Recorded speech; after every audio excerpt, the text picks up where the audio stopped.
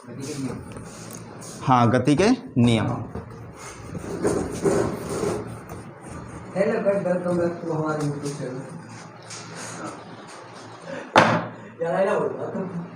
देखो, सबसे पहले यहाँ के समझो गति के नियम हैं कितने।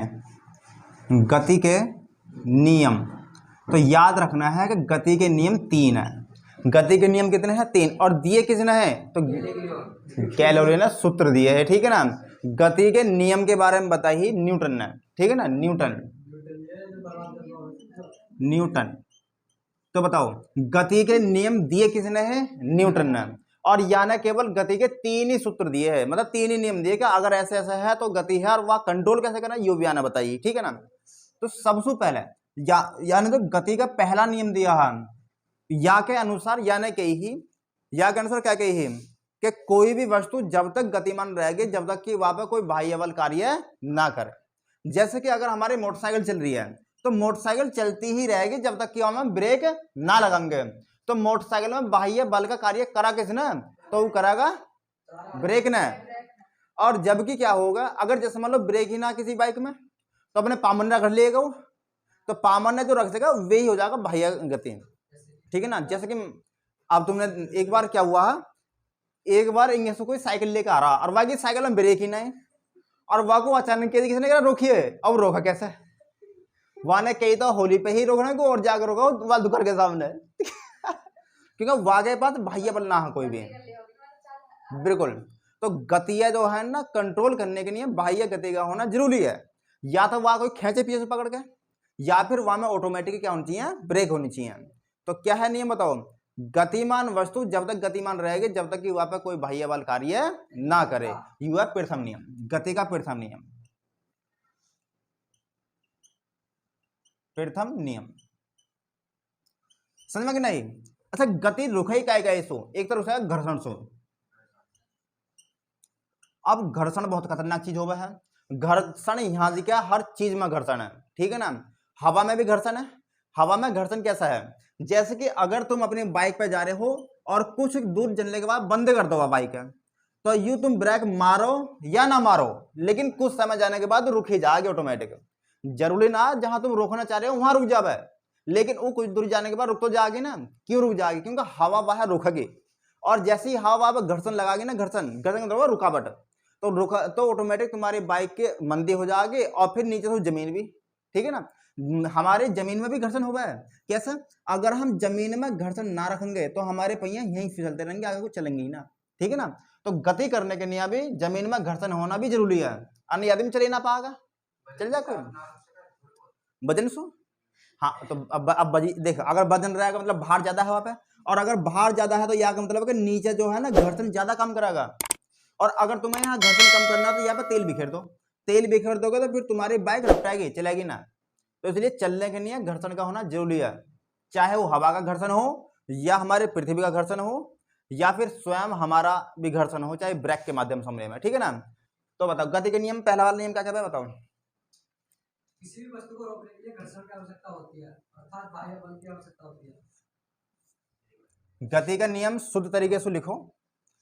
गति का प्रथम नियम या में लिखना है, कोई भी वस्तु जब तक गतिमान रहेगी, कोई भी वस्तु जब तक गतिमान रहेगी जब तक कि उस पर कोई बाह्य बल कार्य ना करे, जब तक कि उस पर कोई भी बाह्य बल कार्य ना करे। जैसे कि वहां के ब्रेक हो गए, घर्षण होगा, बल होगा, बल, ठीक है ना, बल, बाह्य बल कार्य ना करे, बल, घर्षण होगा, बल होगा, और क्या हो सके? एक होगा हवा, वायु, एयर, ठीक है ना। एयर भी यह काम कर रहा है। याद रह जाएगा नियम पहला, एक बार फिर बोलते हैं। गति का प्रथम नियम कह रहा है जब तक कि कोई चीज गतिमान है तो गतिमान ही रहेगी जब तक कि वहां पर कोई बाह्य बल कार्य ना करेगा। और अगर हम बस में बैठ के गति कर रहे हैं, अगर हम बस में बैठ के गति कर रहे हैं तो हम देखो बस चल रही है तो हमारा शरीर भी क्या है? गतिमान। और हम जब तक ना रुकेंगे जब तक कि हमें कोई बाह्य बल कार्य ना कर दे। अगर मान लो हम या वाली सीट में बैठे हैं और बस जा रही है हमारे या दिशा में को, तो यूं जब जैसे मान लो बस रोकनी है तो बस जो है ड्राइवर बस रोकेगा ना कि हमें रोकेगा, है ना। तो अगर हमें रोकेगा तो फिर हम पे भी लगाएगा धक्का।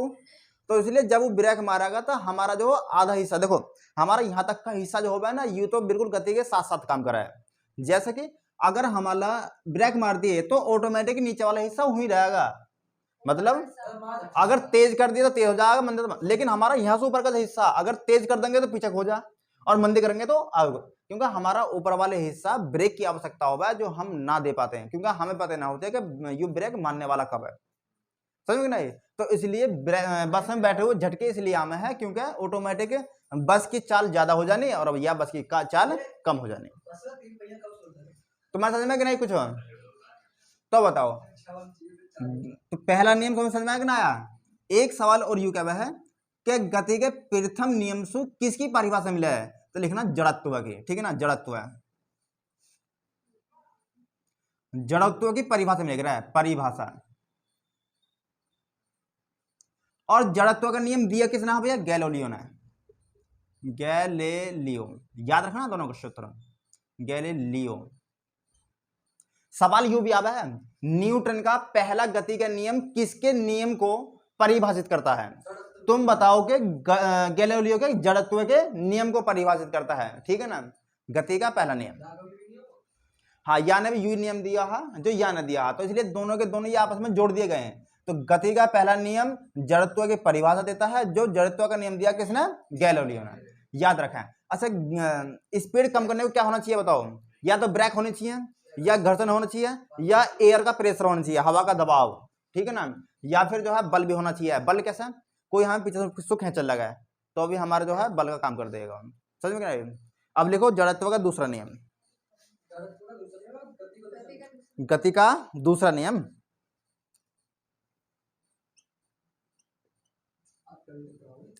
न्यूटन का गति का दूसरा नियम। लिखो भैया, गति का नियम क्या है भैया? गति के नियम की परिभाषा लिखनी है। लिखो, न्यूटन के दूसरे गति के नियम से बल की परिभाषा मिलती है, बल की परिभाषा। तो दूसरे किसी परिभाषा लेकर बताइए, बल, बल के समीकरण मिला गया, तो समीकरण, समीकरण, अच्छा समीकरण हो गया, समझिए हम क्या बल की बात कर रहे हैं हम, बल की तो हम पहले पढ़ चुके हैं। बल का सूत्र हो गया F बराबर एम ए, हो गया बराबर एम और ए। तो F क्या हो जाएगा? बल। M क्या हो जाएगा? मास। मास मतलब आएगा भार, कितना वजन है हमें, ठीक है ना, मास। और यहां से बात करेंगे ए क्या हो जाएगा? त्वरण, त्वरण। तो याद रखना है, गति के दूसरे नियम से बल की परिभाषा मिला है। बल बराबर क्या होगा है? या फिर या बल को क्या करें? संवेग। यू मतलब बल और संवेग दोनों एक जैसे मान सके हम, संवेग, संवेग। अब संवेग का सूत्र होगा है v गुणा m, v गुणा m, v गुणा m, समझ पा रहे हो ना? होगा संवेग p क्या कह रहे हैं? संवेग p, संवेग बराबर होगा p मतलब v हो जाएगी चाल, और m मतलब मान, मतलब मास होगा। तो कितने के मास आ रही है, कितनी भारी चीज है, ठीक है ना। दोबारा समझो, बल की परिभाषा मिल गई। संवेग होगा संवेग, संवेग का सूत्र होगा है v और m। v का मतलब क्या हो जाएगा? चाल, मतलब किसी की चाल है कितनी, और m मतलब क्या हो जाएगा? मास। मास मतलब कितनी भारी चीज है, मतलब कितनी भारी चीज कितने की चाल सवारी है। अगर इन दोनों की गुणा करेंगे तो आगे जो है हमें क्या मिल जाएगी? संवेग मिल जाएगी। संवेग ही बल है, लेकिन बल जो है और संवेग में थोड़ा सा ही अंतर है। क्या है? लिखो,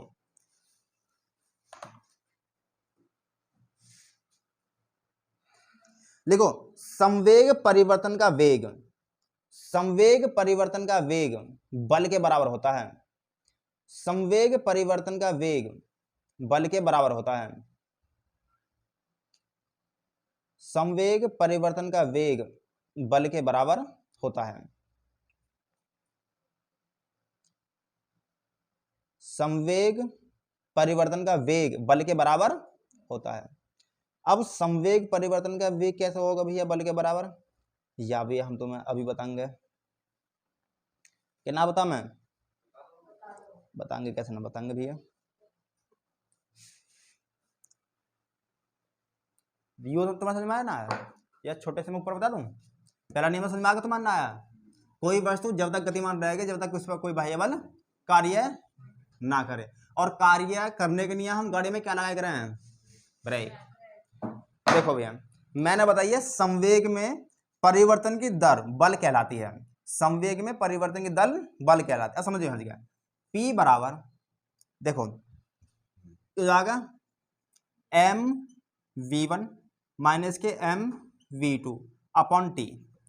मैंने कही है संवेग, संवेग का सूत्र क्या होगा है? mv होगा है ना, और मैंने कही यहाँ में परिवर्तन, तो परिवर्तन कब होगा? जब नए वाले में से पहले वाले घटाएंगे तभी तो परिवर्तन होगा है ना। जैसे कि मान लो कोई किसी की चाल 10 से 20 होगी तो परिवर्तन हुआ कितने का? 20 का, सॉरी 10 का। तो वैसे ही यहाँ के क्या है, हमने पहले वाले संवेग में से अगर दूसरे वाले घटाएंगे और कितने समय में, यू यह हमारा हाँ। अब यह देखो यहाँ से क्या कॉमन आ सके बताओ? कॉमन ये हो गया एम वी माइनस के V2 अपॉन में टी।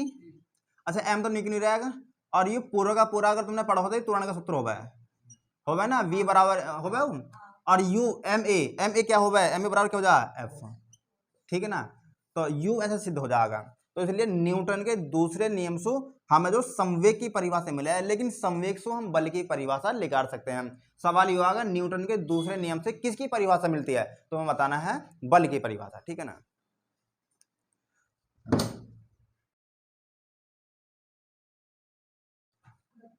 हाँ, न्यूटन ने जो गति का तीसरा नियम दिया, हाँ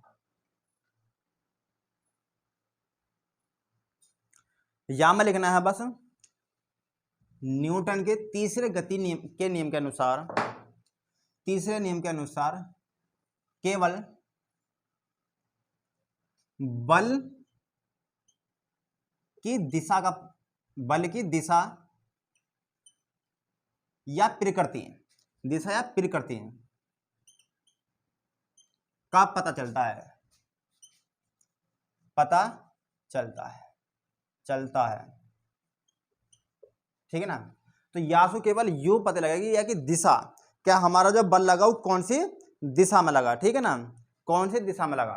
जैसे कि अगर हम बात करें यहां से कोई एक उ लग रही है, मान लो एक बस, मान लो गाड़ी, मान लो अभी मान लो इंडिया को जा रही है और हमने इंडिया को धक्का दे दिया, तो यू कौन सी दिशा में होगी? तो बस की चाल की दिशा में ही बल होगा यो, है ना, क्योंकि इंडिया को जा रही है ना यो, और हम को मार रहे हैं धक्का। लेकिन अगर मान लो यू गाड़ी इंडिया को जा रही है और हम धक्का मारने लगे इंडिया को, तो जाएगा विपरीत दिशा में, है ना, है, क्योंकि हम वहां विरुद्ध काम कर रहे हैं। वो जा तो रही है सामने को और वहां धक्का मार रहे हैं पीछे को। एक होगा प्रतिक्रिया बल, एक कैसा होगा? प्रतिक्रिया। तो भैया यहाँ की दिशा भी 3 प्रकार की हो सके, अभी मैंने बताइए। सबसे पहले होगी वहां की दिशा में ही, दूसरी आ जाएगी विपरीत, तीसरी हो जाएगी प्रतिक्रिया। अब प्रतिक्रिया क्या हुआ है? प्रतिक्रिया हुआ है जैसा कि हमने, अगर मैं किसी का रैप्टा मार रहा हूं, रैप्टा मारने में वागा तो लगेगी लगेगी और मेरा भी लगेगी। क्यों लगेगी? क्योंकि जो है वा ने, जो जैसे मैंने रैप्टा मारा तो वा के गाल ने प्रतिवर्ती क्रिया कर दी, मतलब उल्टा मार दिया मेरा। तो कहीं भी मारने से, जैसे कि हमने हथौड़ा जमीन में मारेंगे, तो हथौड़ा जब जमीन में मारे तो हथौड़ा थोड़ा सा उठ जा, क्यों उठ जा? प्रतिवर्ती काम कर दे वहां पे, समझ में नहीं? तो प्रतिवर्ती हो जा, मतलब क्रिया पर प्रतिक्रिया कर देनी, समझ में? तो ये गति के 3 नियम है। गति के तीनों नियम खत्म हुए। बताओ गति का पहला नियम किसकी परिभाषा देवा है?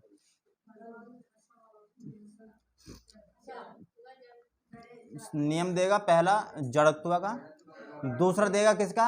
बल या संवेग का, तीसरा देगा बल की दिशा बताएगा। बल कैसा? क्रिया पर प्रतिक्रिया है या कैसा है, या कि दिशा में है